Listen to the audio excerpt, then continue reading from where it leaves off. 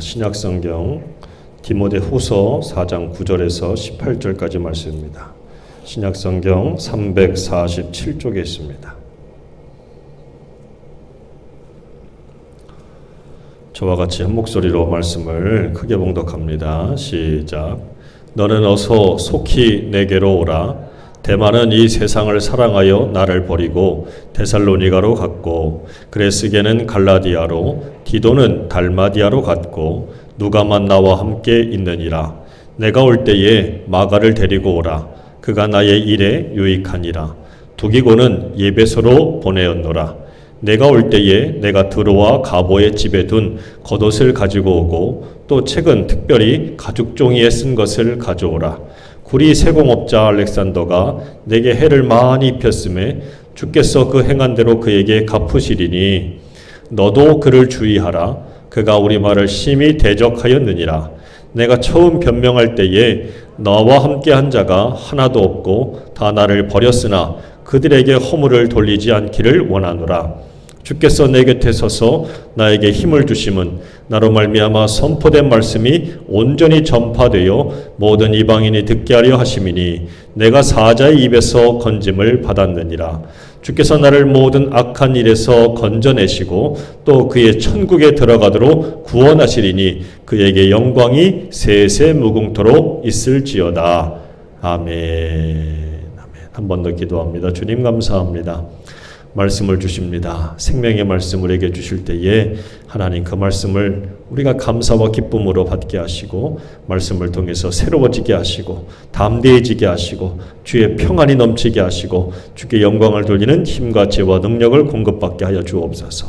세운 종을 붙들어 주시고 온전히 주님만을 드러낼 수 있도록 역사하옵소서. 예수님의 이름으로 기도드립니다. 아멘. 할렐루야. 같이 합니다. 인생의 월동 준비. 인생의 월동 준비를 여러분 다 하셨습니까? 올 겨울이 이제 조금 더 빨리 다가오는 것 같아요. 겨울이 점점 빨라지잖아요. 오늘만 해도 벌써 우리가 이렇게 난로를 다 펴놓고 예배를 드리는데 점점 추워져요. 그래서 따뜻한 옷도 두툼한 옷도 막 사서 준비하고 넣었던 것도 꺼내놓기도 하고 막 그렇고, 또 집집마다 이미 우리 교회도 마쳤지만 여러분 집에서도 마친 집도 있고 안 마친 집도 있고, 그래서 도로가 그냥 김장하려고 하는 차들로 주말만 되면 북적북적해요. 김장하는 것도 우리가 또 월동 준비에 가장 큰 일이기도 하잖아요. 그러니까 잘 해야 되는데, 이런 것처럼 우리 삶에 모든 것에는 시작이 있고 끝이 있어요.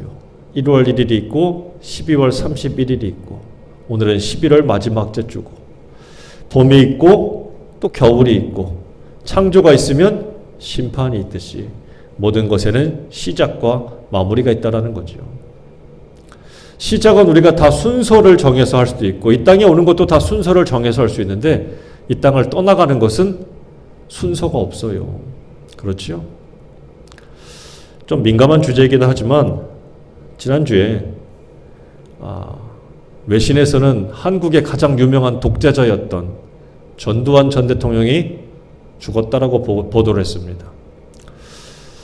만 91세를 살다가 지난주에 죽게 되었어요.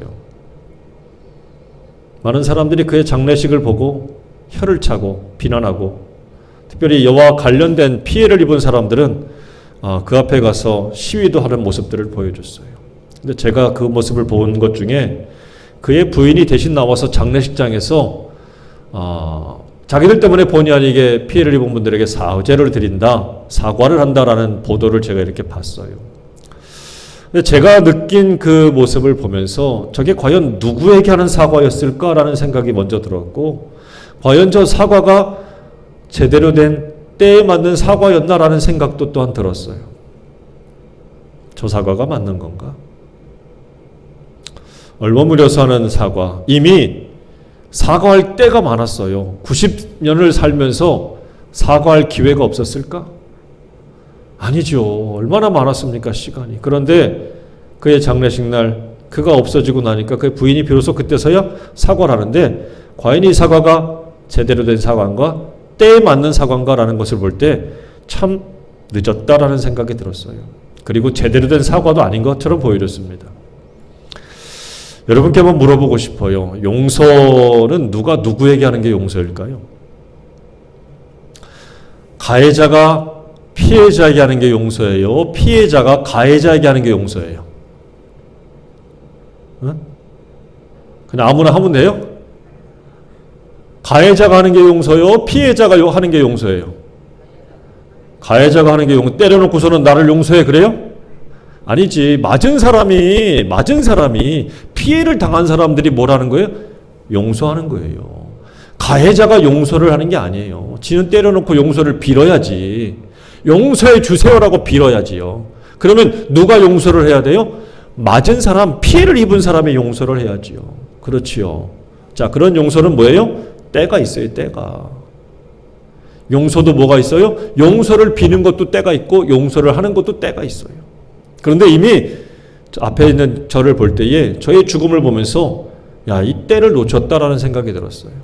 얼마든지 정말 제대로 된 용서를 빌 기회가 있었고 시간이 있었는데 그때를 놓쳤구나. 용서 받을 만한 그때도 놓쳤다라는 생각이 들었어요. 여러분께 이러면서 또 하나 물어보고 싶은 것은 우리가 믿는 하나님은 가해자입니까? 피해자입니까? 라는 것을 물어보고 싶어요.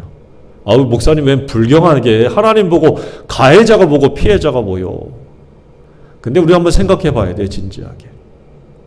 예전에도 여러분께 얘기 드렸던 것처럼 하나님은 가해자입니까? 피해자입니까? 많은 사람들이 하나님의 절대적인 능력이 있고 모든 것을 창조하시고 다스리시는 분이 무슨 피해자입니까? 오히려 저에게 물어볼 수도 있어요. 근데 여러분 아십니까? 하나님은 하나님이 우리를 사랑한 인간 때문에 이 땅에 오셨고 가장 인간의 모습, 피조물의 모습으로 왔고 이 땅에 살다가 이 땅의 인생들을 위해서 저 십자가를 지셨어요. 십자가를 지면서까지 인생들이 얼마나 주님을 모욕하고 모독하고 얼마나 고통스럽겠습니까?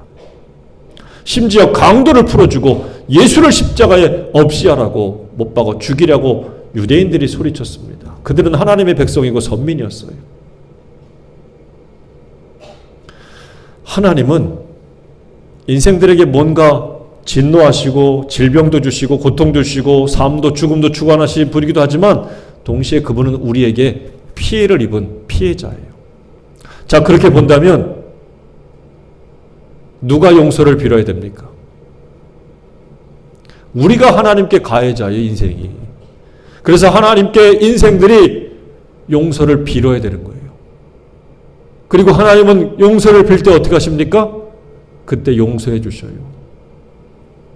하나님이 피해를 입으셨음에도 불구하고 인생들을 향해서 용서를 구할 때에 외면하지 않고 하나님은 그의 인생의 때에 용서를 빌었을 그때에 용서를 베푸신다는 사실을 여러분 기억하시길 바랍니다.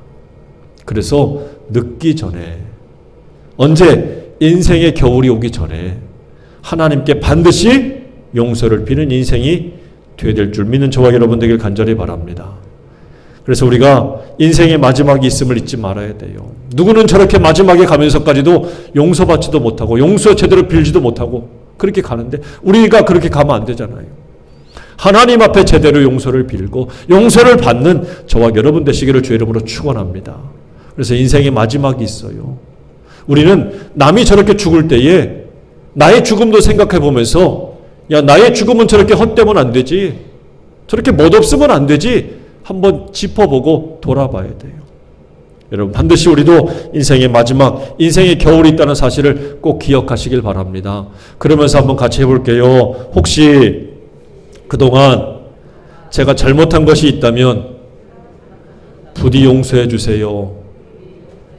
앞뒤로 한번 봐보면서 해보세요. 부디 혹시 그동안 제가 잘못한 게 있으면 용서해 주세요. 시작. 네, 저도 목사로서 이 교회 담임이지만 혹시 제가 여러분께 본의 아니게 마음에 상처를 드렸다면 부디 이 겨울에 앞서는 입구에서 겨울의 문턱에서 용서해 주시기를 빕니다.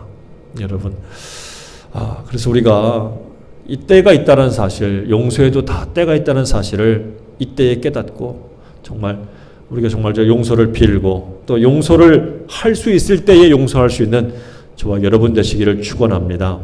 오늘 본문 말씀을 보면 네로는 네로 치하에서 있을 때에 기독교인들의 수많은 박해를 받았어요. 그때 사도 바울도 노년에 로마의 감옥에 갇히게 되었습니다. 이때가 AD 66년에서 67년경인데 바울은 이제 순교하기에 바로 그 직전의 모습이에요. 그때에 디모데에게 영적인 아들처럼 여기는 디모데에게 편지를 쓴 것이 바로 디모데전서, 디모데후서예요. 이 디모데후서 우리를 읽은 본문을 한마디로 요약하면 바로 뭐냐면 디모데야 어서 속히 와라 이거예요. 올 때에 들어와 가보아 집에 둔 겉옷을 가지고 와라. 그리고 가죽 종이에 쓴 성경 가지고 와라. 오대 언제까지 오라고요? 겨울 전에 와라 라고 말씀하시는 거예요. 한마디로 말하면 뭡니까?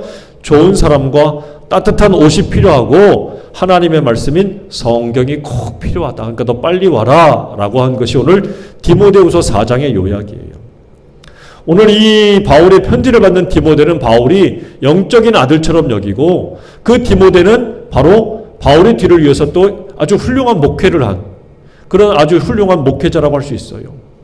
자, 이 디모데를 불렀던 이유는 바울이 노년에 들어서 감옥 생활을 하기 때문에 고독하고 외로워서 같이 있을 사람이 필요했다. 그것보다는 복음 사역의 중요성과 교회의 유익 때문에 디모데를 불렀다라고 볼 수 있는 거예요. 앞으로 디모데가 더욱더 교회를 위해서 주의 복음을 위해서 해야 될 일들이 많기 때문에 그를 부른 거예요. 자, 그럼에도 불구하고 바울은 인생의 겨울을 맞이했어요. 이제 곧 있으면 바울도 야, 내가 세상을 떠나겠구나, 죽겠구나라는 것을 짐작하고 있다는 거지요. 짐작하고 있어요.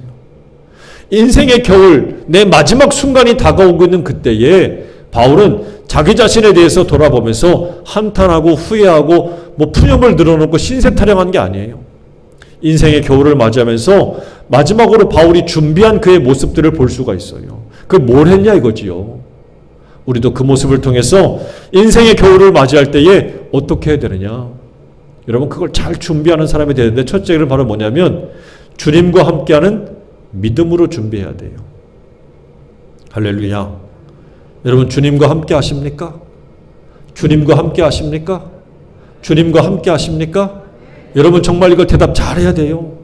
정말 이걸 우리가 잘 믿고 고백해야 돼. 나는 주님과 함께 하는가? 여러분 이게 정말 중요해요. 왜? 주님이 이 땅에 오신 목적이 뭡니까? 임마누엘이에요. 하나님이 우리와 함께 하시다. 나랑 함께 하시려고 오셨는데 나는 정작 주님이 함께 하는 걸 잘 몰라. 피부로 느끼지 못하는 사람들이 있어요. 그리고 일주일 만에 어떻게 허겁지겁 성경 챙겨가지고 어메 왜 이렇게 줄이 빨리 돌아와. 일주일 동안 정신없이 보내다가 헐레벌떡 차 타러 오고 교회로 달려오지 않았나요 혹시? 주님과 함께한다고 착각하지 말고 정말 주님과 함께하는 믿음이 필요해요. 그래서 우리의 믿음은 어느 순간이 되면 여러분 증명할 때가 와요. 뭐 할 때가 온다고요? 나의 믿음을 반드시 증명해야 되는 때가 와요. 내 믿음이 진짜냐 가짜냐를 증명할 때가 와요. 평상시에는 그의 믿음이 진짜인지 아닌지 잘 몰라요. 그런데 정말 위태롭고 어렵고 힘들고 할 그때가 진짜 그의 믿음이 드러나는 때가 된다는 사실입니다. 평소에는 그의 믿음이 그냥 허허거리고 좋기만 하니까 좋은 믿음인 줄 알았는데 막상 위험이 딱 다가오니까 꽁무니를 빼고 도망가. 교회를 등지고 떠나가. 난 주님 모른다고 그래. 진짜입니까? 아니에요. 그런 그의 믿음이 진짜라는 것을 증명하지 못한 실패예요. 믿음의 실패자가 됩니다. 근데 오늘 본문 17절의 말씀을 보면 바울이 감옥에 가실 때에 이렇게 고백합니다. 주께서 내 곁에 서서 나에게 힘을 주시니 그래요. 여러분 지금 감옥에 갇혀 있는데 감옥에 갇혀 있는 바울이 뭐라고 고백합니까? 야 힘들어 미치겠어 죽겠어. 야 여기 있으니까 막 환상이 보여 환각이 보여 환청이 들려. 야 나 막 나가고 싶어. 가슴이 두근거려서 여기서 1분 1초도 견딜 수가 없어. 미칠 것 같아 라고 했습니까? 여러분 정말 저 감옥에 들어가면 그럴 수도 있을 것 같아요. 사실 로마인들의 감옥은 이렇게 동굴 같은 걸 파서 쇠창살을 박아놓은 것도 있고 때로는 또 땅을 파가지고 지하에다가 햇빛도 한 줌 안 들어오고 때로는 사다리를 타고 내려가야 돼요. 감옥을 땅속에 박아놔요. 얼마나 습하고 더럽고 냄새나고 환기도 잘 안 되고 빛도 안 들어오는 그런 곳에 있다고 한번 상상해 보십시오. 미칠 것 같을 거 아니에요. 얼마나 답답해요. 근데 그 미칠 것 같은 감옥 생활에서 바울이 뭐라고 얘기합니까? 미치지 않고 오히려 강건하다라고 이야기해요. 힘을 얻었다라고 얘기합니다. 주께서 내 곁에 서서 함께 하시기 때문에 나에게 힘을 주신다라고 고백해요. 여러분 어떤 분들은 이 세상을 살면서 바울처럼 몸으로 겪는 감옥은 아니지만 이 세상을 마치 감옥처럼 여기며 사는 분들이 있어요. 주변 사람들의 관계 속 끊어져서 홀로 고독하게 사는 사람이 있고 자기 방에 콕 처박혀서 나오지도 못하는 사람이 있고 관계가 끊어져가지고 힘에 겨워서 어찌 살 바를 모르는 사람도 있고 물질적인 어려움을 겪으면서 물질의 감옥에 갇히 기도하는 그런 모습들을 겪을 때가 얼마나 많습니까? 고립되는 거예요. 세상이 나를 고립시키든 스스로가 고립이 되든 어떤 세상이 만든 감옥이든 내가 만든 감옥이든 거기에 갇혀서 미쳐가는 사람들이 많아요. 어렵지요. 아무리 발버둥 쳐도 나올 수 없는 그 감옥이에요. 근데 바울은 뭐라고요? 주께서 내 곁에 서서 나에게 힘을 주신다라고 고백합니다. 같이 합니다. 주께서 내 곁에 서서 나에게 힘을 주신다. 여러분 이 바울의 고백이 오늘 저와 여러분의 고백이 되기를 주의 이름으로 축원합니다. 여러분 이거 정말 믿기를 바라요. 바울이 인생의 겨울이 다가오는데 야 이제 조금 있으면 이 감옥에서 나 이제 죽을 날이 얼마 안 남았겠구나. 미치겠다. 어떡하지 라고 했습니까? 아니요. 오히려 바울이 이 마지막 감옥에 갇혀있는 순간에 자기의 죽음이 조금씩 다가오는 그 순간에도 바울은 힘이 났다고 고백해요. 힘이 났다고 고백해요. 여러분 이걸 어떻게 세상이 이해합니까? 여러분은 이해하십니까? 이해해야 돼요. 이게 정상이에요. 바울의 이 모습이 이해가 안 된다면 여러분 지금 여러분의 믿음에 문제가 있는 거예요. 여러분의 믿음에 문제가 있는 거예요. 바울의 이 믿음, 이 고백이 여러분의 고백이 된다라고 여러분 아멘 했잖아요. 그러면 정말 여러분 이게 바울이 느껴져야 돼요. 바울이 얼마나 좋았을까. 그게 느껴져야 돼요. 그런 고백할 수 있는 저와 여러분 되길 바랍니다. 이게 기적이지 무슨 기적이에요. 이게 기적이에요. 이 기적을 체험할 수 있기를 축원합니다. 이게 기적이잖아요. 이 바울의 이 힘의 원천이 뭐냐 이거지요. 아까 말한 대로 주께서 내 곁에 서서 힘을 줬다는 거예요. 누구에게? 나에게. 차디차고 더럽고 습하고 어두워 언제 죽을 줄 모르는 한치 앞도 내다볼 수 없는 상황임에도 불구하고 주님이 지금 내 곁에 서서 나와 함께 하시며 내게 힘을 주신다라고 바울이 믿고 고백하고 있어요. 그래서 바울은 그 안에서 미치고 소리를 지르고 어찌할 바를 몰라서 안절부절하는 사람이 아니라 너무나도 평안하게 자기의 사랑하는 사람들을 위해서 글을 쓰고 편지를 보내고 무엇을 가져오라고 요청하는 사람이 되었다는 거지요. 사랑하는 여러분, 주께서 내 곁에 서서 힘을 주셨다. 이 담대한 믿음의 고백이 여러분의 고백이 되기를 간절히 바랍니다. 우리가 시편 27편에 보면 다윗도 이런 고백을 해요. 여호와는 나의 빛이요 나의 구원이시니 내가 누구를 두려워하리요. 여호와는 내 생명의 능력이시니 내가 누구를 무서워하리요. 악인들이 내 살을 뭐 하려고요? 먹으려고 내게로 왔으나. 여러분 악인들이 내 살을 먹으려고 왔다는 게 뭐예요? 날 죽이려고 왔다는 거잖아요. 사울을 비롯해서 다윗을 잡으려고 하는 군사들이 3,000명이에요. 얼마나 지금 답답하고 어렵습니까? 눈에 보이는 감옥은 아니지만 쫓겨다니는 인생 역시 감옥에 갇힌 것과 다를 바가 없잖아요. 어떻게 보면 더 힘들어요. 그런데 악인들이 내 살을 먹으려고 나를 죽이려고 다가오는 이 순간이지만 다윗도 고백을 합니다. 여호와는 나의 빛이요 나의 구원이지 내가 누구를 두려워하고 누구를 무서워하겠는가. 하나님이 나와 함께 하신다. 하나님만이 나의 힘이다. 그래서 이 시편 27편 다음에 28편에 보면 곧바로 이렇게 고백을 합니다. 여호와는 나의 힘과 나의 방패이시니. 여러분 정말 인생의 마지막 인생의 겨울을 맞이하러 가면 갈수록 우리가 믿고 고백해야 될 것이 바로 하나님만이 나의 힘입니다. 이렇게 믿고 이렇게 고백할 수 있어야 돼요. 할렐루야. 이 믿음이 있기를 주의 이름으로 축원합니다. 하나님이 나의 힘입니다. 시작. 할렐루야. 정말 그렇게 믿습니까? 그렇게 고백합니까? 그렇다면 여러분 다윗처럼 바울처럼 어떤 위기의 순간이 와도 넘어지지 않고 흔들리지 않고 평안한 사람이 될 줄로 믿습니다. 그래서 다윗이 여호와는 나의 힘과 나의 방패시니 내 마음이 그를 의지하여 도움을 얻었도다. 그러므로 내 마음이 크게 기뻐하며 내 노래로 그를 찬송하리로다. 이 다급하고 어려운 순간에 기쁨과 찬송이 터져 나온다니까. 여러분 이걸 잊어버리지 마세요. 이 코로나의 엄중한 상황에서 모두가 위기를 맞이한 있다 해서 우리 코로나에 갇혀있는 코로나 감옥에 갇혀 있어요. 하지만 여기서도 하나님은 함께 하십니다. 이 믿음을 잃어버리지 마세요. 이 믿음을 간직하고 이 기쁨과 이 찬송이 여러분의 것이 되기를 주님의 이름으로 축원합니다. 시편 121편에 보면 내가 산을 향하여 눈을 들리라. 나의 도움이 어디서 옵니까? 2절 시작. 할렐루야. 나의 힘이 어디서 와요? 하나님께서 와요. 괜히 엄한 사람들 찾아서 기웃기웃거리지 말고 에? 누가 뭐 힘이 있다더라 그냥 거기에 쫓아가지 말고 엎드려 하나님의 도우심을 받으시길 간절히 바랍니다. 그래서 그 하나님은 어떤 분입니까? 여호와께서 너를 실족하지 아니하게 하시면 너를 지키시는 이가 졸지 아니하시리로다.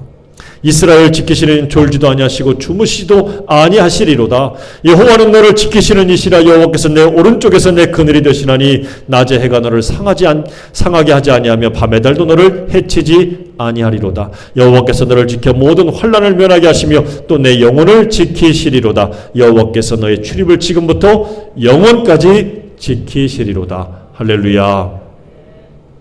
인생의 겨울이 다가올수록 인생의 겨울을 맞이하는 사람일수록 나이가 들고 시간이 점점 들수록 여러분 하나님만을 나의 힘으로 삼는 인생의 믿음의 월동 준비를 잘할 수 있기를 축원합니다. 두 번째, 믿음의 사람과 함께 할 수 있어야 돼요. 인생의 겨울을 맞이할수록 여러분 정말 다른 사람들은 다 이제는 불필요한 사람들은 관계들은 많아질수록 좋은 게 아니라 끊어내고 정말 필요한 믿음의 사람들과 교제해야 돼요. 믿음의 관계를 잘 맺어야 돼요. 오늘 10절 말씀에 보면 바울이 이렇게 이야기하지요. 대만은 이 세상을 사랑하여 나를 버리고 데살로니가로 갔고 그레스게는 갈라디아로 디도는 달마디아로 갔다 그래요. 그레스게라는 사람은 여기 이 디모데후서에 처음 등장하는 이름이에요. 그러니까 정확히 어떤 일을 했는지 모르지만 갈라디아로 갔다는 얘기예요. 갈라디아는 바울이 처음에 개척한 교회입니다. 개척한 지방이에요. 그래서 거기를 갔다는 건 바울이 뭔가를 맡겼다는 얘기고 복음을 위해서 디도라고 하는 사람도 달마디아로 갔다는 얘기예요. 거기에 가서 뭔가 복음을 위해서 일하러 간 건데 문제는 첫 번째 나오는 데마라고 하는 사람입니다. 이 사람은 뭐라고 그래요? 이 세상을 사랑하여 나를 버리고 데살로니가로 갔다는 얘기예요. 왜 버렸을까? 바울이 지금 어려움에 처했으니까 그 고난을 같이 겪을까 봐 도망갔다는 얘기예요. 믿음도 버리고 갔다는 얘기예요. 여기에 나오는 이 세상이라는 말은 현재 시대예요. 현재 세상을 사랑해서 대만은 도망갔다는 뜻입니다. 그걸 지도를 보면 이렇게 되는 거예요. 이렇게. 지금 바울이는 저 로마에서부터 도망을 갔어요. 어디까지? 데살로니까지 도망을 갔다는 거예요. 대만은. 마지막 순간에 인생의 고통을 당할 때 여러분 믿음을 증명할 때가 온다고 그랬지요. 대마의 믿음은 그래서 보면 뭐예요? 실패한 믿음이에요. 실패한 믿음. 여러분 마지막에 이렇게 실패한 믿음 되지 않기를 간절히 바랍니다. 어쨌든 이 세상을 사랑해서 현재 시대 세상을 사랑해서 대만은 떠났어요. 결국 바울 주위에 남은 사람은 없어요, 별로. 그러니까 사람이 내 곁에 없으니까 어떻게 됩니까? 고독하지요. 외롭지요. 거기다 특히 감옥이란 말이에요. 인생의 겨울이 오면 이렇게 신앙적인 이유가 아니더라도 하나 둘씩 내 곁을 떠나가는 사람들이 생기게 됩니다. 생기게 돼요. 친구를 만나는 것도 점점 어디서 많이 만나요? 결혼식장보다는 이제 장례식장에서 더 많이 만나요. 장례식장에서 친구들 많이 만나고 안부를 묻고 한단 말이에요. 그리고 나중에는 누구 차례냐 이것도 묻고 그러거든요. 사랑하는 사람이 인생의 겨울이 오게 되면 하나 둘씩 떠나가게 됩니다. 사랑하는 부모도 배우자도 형제들도 친구들도 내 곁을 다 떠나가게 돼요. 근데 여러분 보세요. 그 마지막 순간에 바울의 곁을 지킨 사람이 있어요. 바로 누가입니다. 누가복음을 졌던 의사인 누가는 바울이 지금 감옥에 갇혀서 지금 힘겹게 고통스럽게 있는 그 상황에 끝까지 남아서 바울을 돌봤던 사람이에요. 의리가 있잖아요. 같이 합니다. 믿음의 의리. 김무성 씨가 맨날 의리 이러는데 진짜 의리는 여기 신앙의 의리, 믿음의 의리가 있어야지. 그래서 여러분 마지막으로 가면 갈수록 이 사람 저 사람 다 만나는 게 아니라 진짜 필요한 믿음의 사람들과 교제해야 돼요. 믿음의 교제가 있어야 돼요. 그런 중에 이 바울이 누구를 부릅니까? 자기의 영적인 아들처럼 여기는 디모데를 향해서 어서 오라 그러잖아요. 같이 있고 싶은 거지요. 함께하고 싶은 거예요. 사랑하는 여러분, 인생의 겨울이 오면 더욱더 많은 관계를 맺는 것이 아니라 이제는 믿음의 사람들과 믿음의 관계를 잘 맺고 서로 위로하고 격려하고 기도해주고 서로 사랑하고 서로 세울 수 있는 그 믿음의 신실한 교제들이 있어야 될 줄로 믿습니다. 그래서 오늘 바울이 10절에 고백하잖아요. 누가만 나와 함께 있느니라. 누가만 나와 함께 있다. 그렇지요? 자, 그러면서 디모데에게 부탁하면서 네가 올 때에 한 사람을 더 데리고 오래요. 누구를 데리고 오랍니까? 마가를 데리고 오라 그래요. 누구를 데리고 오라고요? 마가. 왜? 그가 나의 일에 유익하기 때문이라는 거예요. 바울이 1차 전도 여행을 할 때 바나바와 마가 그리고 바울이 세 사람이 함께 동행했습니다. 근데 가다 말고 마가가 나 못 가겠다는 거예요. 왜? 힘들어서. 중간에 포기했습니다.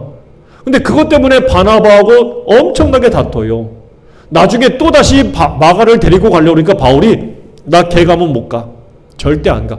바나바하고 크게 싸워가지고 결국 바나바하고 바울이 헤어지게 됐어요. 누구 때문에? 마가 때문에.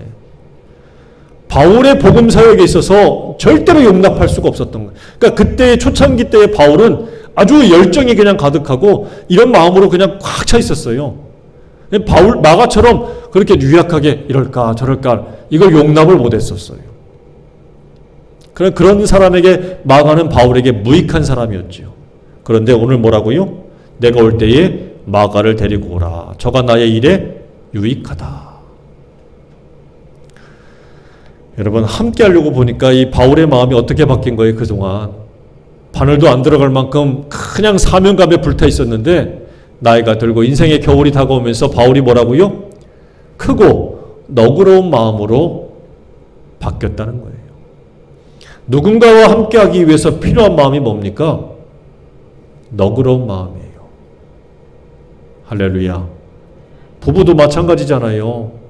나이가 들수록 함께 오래 살수록 신혼 때야 그냥 서로 맞춰가면서 계속해서 그냥 공격하고 방어하고 막 주도권 싸움 했겠지만 나이가 들수록 어떻게 됩니까? 좀 너그러워야지. 봐주는 맛도 있고 아유 그래 그러라. 그래야 되잖아요. 그게 포장해서 말로는 나중에는 사랑이 아니라 의리로 산다 이렇게 얘기도 하지만 너그러워지는 거예요. 상대방의 실수와 허물에 대해서도. 그래야 함께 가고 오래 가는 거지요. 바울의 마음이 지금 그런 마음이에요. 너그러운 마음을 품었어요. 그랬을 때에 그 무익한 마가를 유익한 사람으로 보게 되었다는 거지요. 너그러운 마음을 품으니까 무익하게 여겼던 배우자가 유익한 사람으로, 저 쓸모없는 자식이라고 여겼던 것이 유익한 사람으로.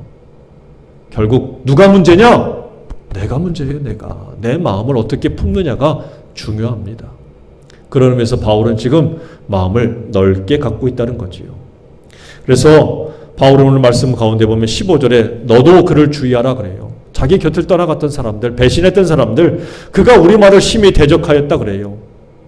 그러면서 16절에 내가 처음 변명할 때에 나와 함께한 자가 하나도 없고 다 나를 버렸으나 그들에게 허물을 돌리지 않기를 원한다. 인생의 마지막에 오면서 바울이 어떻게 해요? 죽어서라도 내 복수를 해줘라! 아니요. 복수를 해달라고 하는 게 아니라 뭐라고요? 그들에게 허물을 돌리지 말고 용서해라 그러는 거잖아요. 여러분, 나이를 드실수록 인생의 겨울이 더 가까이 올수록 이전보다 더 넓고 큰 마음들을 품으시기를 주의 이름으로 축원합니다. 할렐루야. 세 번째 마지막으로는 인생의 월동 준비는 같이 합니다. 말씀과 기도로 준비해라. 말씀과 기도를 해야 돼요. 오늘 10절에 보면 내가 올 때에 내가 들어와 가보의 집에 둔 겉옷을 가지고 오고 그래요. 또 책은 특별히 가죽종이에 쓴 걸 가져오라 그랬죠. 겉옷을 가져오랍니다. 지금 감옥은 굉장히 춥잖아요. 그래서 겨울을 준비하려면 물명히 겉옷을 입어야 돼요. 근데 바울은 이 겉옷을 가져오라고 하는 이유가 뭘까? 단순히 그냥 추위를 나기 위해서만일까? 아니에요. 바울이 아까 고백한 것처럼 주께서 내게 되소서 나에게 힘을 주셨다라고 하는 것처럼 바울은 항상 주님과 동행하려고 그랬어요. 그것이 바로 뭐냐? 기도라는 거예요. 기도. 기도예요. 기도. 지금처럼 우리가 이렇게 따뜻하게 앉아서 예배를 드리는 그런 환경도 아니지요. 요즘 새벽에 나오다 보면 난로를 안 켜면 정말 추워 여기가. 갈수록 점점 더 추워지겠죠. 근데 이 새벽에도 엎드려 가만히 보면 여러분 필요한 게 뭐예요? 나 여기에서 이불을 갖다 놓고 있다니까. 추워서 아예 덮어요. 그런 것처럼 덮고 뭐 하려는 걸까 바울이? 기도하려고. 인생의 마지막이 다가올수록 여러분 지나온 시간만을 돌아보면서 신세 타령하고 후회만 하지 말고 하나님 바라보고 기도를 더 많이 할 수 있기를 간절히 바랍니다. 기도하고 또 하나 뭘 갖고 오라고 그래요? 성경 갖고 오랍니다. 이 당시에 성경들은 다 두루마리 성경이었어요. 파피루스에 적었습니다. 대부분 다 이게 이제 문서 역할을 했었는데 특별히 오늘 바울이 가져오라고 한 것은 가죽종이에 쓴 것을 가져오라고 했어요. 가죽에 썼다는 얘기는 굉장히 귀한 거예요. 어떤 이들은 바울이 자기의 로마 시민권이 있는 것을 갖고 오라고 했다는 등 뭐 여러 가지겠지만 바울이 가장 귀하게 여기는 것을 마지막 순간에 가지고 오라고 했다는 것은 성경입니다. 성경. 하나님 말씀. 구약에 기록이 된 것이지요. 구약 성경이에요. 그걸 가지고 오라고 했겠지요. 결국은 인생의 마지막이 다가올 때에 우리가 꼭 준비됐고 꼭 가지고 있을 것이 뭐냐? 성경입니다. 일주일 내내 먼지 뽀얗게 쌓아놨다가 툴툴 털고 가져오는 그 성경 말고 매일매일 나의 영을 살리고 하나님과 가까워지고 하나님의 은혜와 진리를 깨닫는 말씀을 여러분 더 가까이 할 수 있기를 간절히 바랍니다. 할렐루야. 인생의 겨울은 반드시 다가옵니다. 반드시 다가와요. 이럴 때 오늘 사도 바울이 품었던 너그러운 마음을 품고 송곳 같고 쪽집게 같은 사람 되지 말고 점점 더 크고 넓은 마음을 가지고 인생의 월동 준비를 잘 하셔서 주님 앞에 설 때에 잘했다 칭찬받는, 그리고 살아생전에도 주변 사람들에게 선하고 아름다운 영향력을 미칠 수 있는 저와 여러분이 되기를 간절히 바랍니다. 그리고 11월 마지막 주를 맞이하고 이제 2021년 이 말도 많고 탈도 많은 이 한 해도 딱 한 장만 남아요. 12월이 다가오는데 여러분께 미리 말씀을 드리면 이전 11월 달보다 요 남은 한 달을 더 너그러운 마음을 가지고 여러분 주님 앞에 사람 앞에 서시기를 간절히 바랍니다. 그래요. 여러분들 나 때문에 주님의 영광 가리는 사람이 아니라 바울 때문에 주님의 영광이 드러나는 것처럼 저와 여러분 때문에 주님의 영광이 더욱더 드러나는 귀한 믿음의 도구들이 되시기를 주의 이름으로 축원합니다. 기도하겠습니다. 아버지 하나님 감사합니다. 이제 겨울의 문턱이 있습니다.